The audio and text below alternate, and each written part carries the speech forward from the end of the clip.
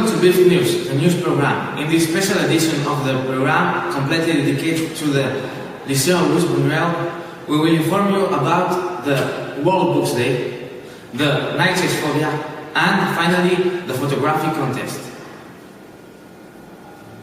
So, first up, we will tell you more about this peculiar festivity called the World Books Day with the help of our reporter, Michael Ellis. A book, according to the Oxford Dictionary, is a written or printed work consisting on pages glued or sewn together along one side and bound in covers. The books can be read for many uses, such as studying, entertaining, and also thinking about the meaning of life. Books are spread by thousands, by millions of thousands, by billions of millions of thousands in our beloved planet Earth. But before to be published and read it, a book must be written, and two of the most famous writers in history were Miguel de Cervantes, a Spanish one, and William Shakespeare, a British one.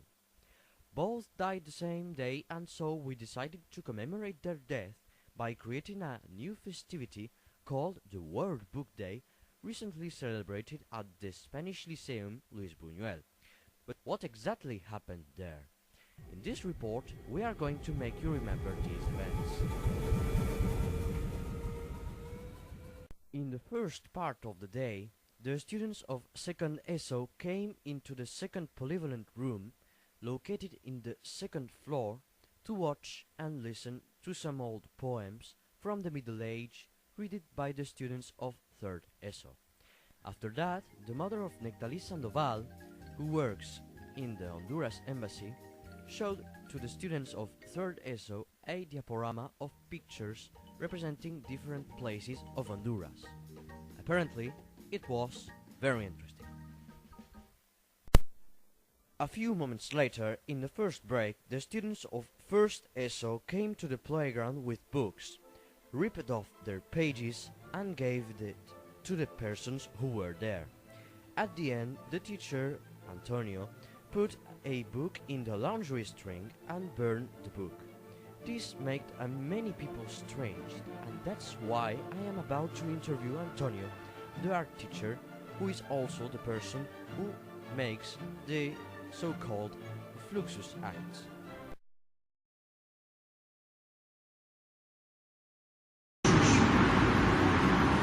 No me acuerdo concretamente, pero hace ya muchos años.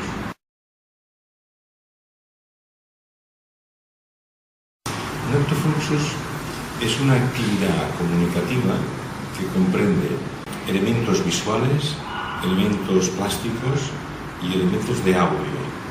Todo eso con una idea muy concreta, aunque luego la interpretación dé paso a múltiples visiones.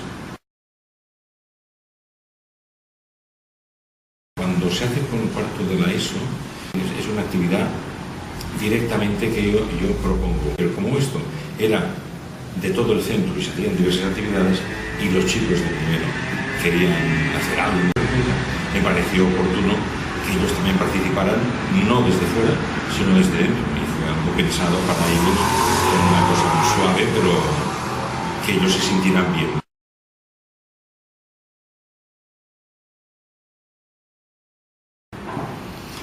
El acto Fluxus pone en marcha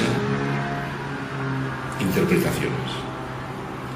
Necesitamos que el pensamiento sea un pensamiento creativo.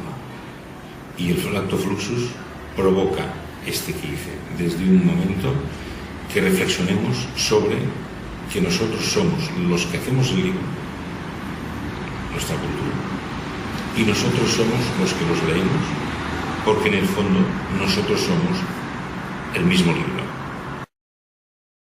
While the students went back to classes, the strongest teachers were moving tables to create the stage of the very famous English contest, which opposed the most British students of 4th ESO, 1st ESO, 2nd ESO, 3rd ESO, 4th ESO, and 1st Bachillerato. The contest was very difficult and the results were the following ones. 1st Bachillerato won with only a few points of advantage on 1st ESO. the second ones. The third one was the team of 4th ESO with a very low score, and finally the fourth ones were the students of 3rd ESO with a very bad score. After that, the teachers gave congratulations and prizes for the winners of the translation contest to French and Spanish, and the prizes of the redaction contest. A few moments later, all the ESO was on the conference room in the 5th floor to assist to the representation of a Guignol Theatre story written by Federico García Lorca. As you can see on the pictures, the big ones are very bored, instead of the younger ones, who are very amused. During lunchtime, the world-famous bookselling was opened. I am now standing in the vestibule of Liceo Español Luis Buñuel, where I am about to interview Mr. B, who is a bookseller, and he is going to talk to us about the bookselling in Liceo Español Luis Buñuel, of course. Is that the first time you sell books on your life? No, it's not my first time. When did you start it, and where? I have started in my school in Spain. His name is Santa Maria del Bosque. How many books have you sold in this book day? I think I have sold 20 books. Are you sure? Do you counted them? Yeah, I think. Do you think the books can be sold better here than there? It is better here, I'm sure. Thank you very much. The book selling was the last thing related to the Books Day on Liceo Español Luis Buñuel. So that's the end of this report. See you soon. Now we will join you later to tell you more after these announcements. Oh, hello, Eric. What are you doing here? Wait a minute, what have you got here? Oh my god, it's the new macadam cheese! Yes, created in 1988 by a mad scientist who tried to create a biological weapon to fight against the Vikings. But now, let's proceed to our very famous blind test.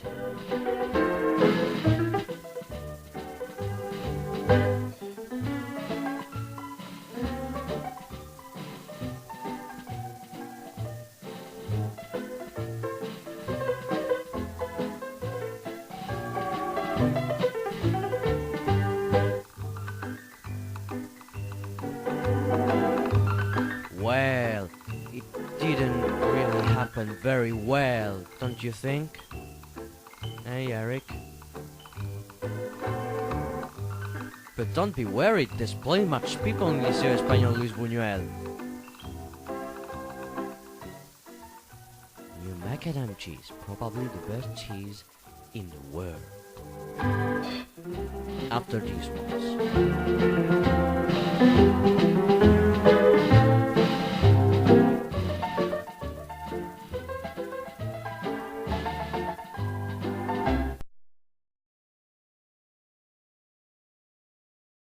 Welcome back to BIFT News, the news program. A student named Nigel has got a very rare phobia to the blood, which caused an asphyxia when she accidentally drinks a tear of blood from a mouth cut.